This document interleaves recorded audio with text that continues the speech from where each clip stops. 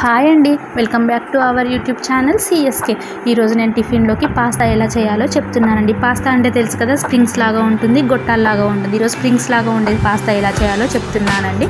First 2 టమాటాలు తీసుకొని ఒక ఆనియన్ తీసుకోవాలండి. ఆనియన్ చిన్నగా కట్ చేసి ఒక గిన్నె పెట్టుకొని గిన్నెలో మంచి జీలకర్ర, ఆనియన్స్, కరివేపాకు, కొత్తిమీర అన్నీ వేసి చిన్నగా ఫ్రై చేసుకోవాలండి. ఫ్రై చేసుకున్న తర్వాత కొంచెం అల్లం పేస్ట్ వేసి పచ్చివాసన పోయే వరకు ఫ్రై చేసుకోవాలండి. తర్వాత మనం తీసుకున్న టమాటాని ప్యూరీ పట్టి ఇందాక ఎప్పుడైతే ఆయిల్లో ఫ్రై అవుతున్నాయో ఆ ఆనియన్స్లో ఈ టమాటా గుజ్జు వేయాలండి. వేసి చిన్న మంటతో మనం ఫ్రై చేయాలండి. ఎందుకంటే టమాటా ప్యూరీ మాడిపోతే ఫ్లేవర్ మొత్తం పాడవుతుంది.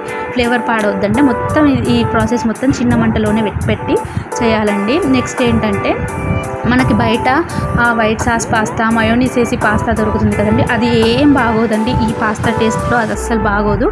ఇది ట్రై చేయండి, మీ అందరికీ నచ్చుతుంది. అంటే అందరికీ చీజ్, మయోనీస్ నచ్చదు కదండి, అలాంటి వారి కోసమే ఈ సపరేట్గా ఈ ఫ్లేవర్లో చేస్తున్నామండి. ఒక్కసారి ట్రై చేయండి మీరు ఇంట్లో, మీకు నచ్చుతుంది.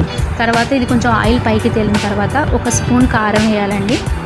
కారం వేసిన తర్వాత కొంచెం మసాలా, మ్యాగీ మసాలా అని బయట దొరుకుతుంది కదండి, మీకు ఐడియా ఉందా? దాంతో ఈ ఫ్లేవర్ వస్తుందండి. వీడియోలో కనబడుతుంది కదా ఆ ప్యాకెట్.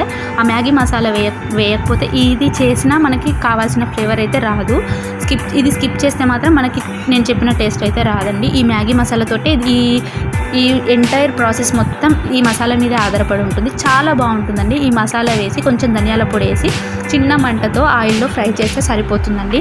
ఇప్పుడు పైనకి ఆయిల్ తేలే వరకు ఉంచిన తర్వాత మనం 1 కప్పు పాస్తా తీసుకున్నాం కదండి, వాటిని బాయిల్ చేసి పక్కన పెట్టాం కదా, వాటిని ఈ టమాటో ఉన్న ప్యూరీలో వేయాలండి. వేసి చిన్న మంటతో బాగా కలపెట్టాలండి. ఈ టమాటా ప్యూరీ కానీ మనం వేసిన మ్యాగీ మసాలా కానీ ఇవన్నీ ఈ పాస్తాకి పట్టాలండి. పైనుంచి కొంచెం మన టేస్ట్కి తగ్గంత సాల్ట్ వేసుకుంటే సరిపోతుంది.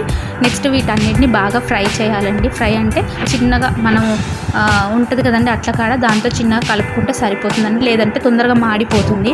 మాడిపోవద్దు అంటే మనం కొంచెం కలబెడతా ఉండాలి. కానీ టేస్ట్ మాత్రం చాలా అంటే చాలా బాగుంటుందండి, మీ అందరికీ నచ్చుతుంది. ఒక హాఫ్ లెమన్ స్క్వీజ్ చేసుకోవాలండి, ఇంకా టేస్ట్ హైలైట్ అవుతుంది. అంటే లెమన్ ఎవరికైతే నచ్చుతుందో వాళ్ళు 1 వేసుకున్నా బాగుంటుంది. లేదు మాకు లెమన్ నచ్చదు అంటే ఒక హాఫ్ పిండుకోండి, సరిపోతుంది. ఓకే అండి, ఈ వీడియో ఇంతే. మీకు నచ్చితే ప్లీజ్ లైక్ చేయండి, షేర్ చేయండి, కామెంట్ చేయండి. అలాగే మీరు ట్రై చేసిన తర్వాత ఎలా ఉందో కూడా నా కామెంట్లో ఒక్కసారి చెప్పండి. బాయ్ అండి.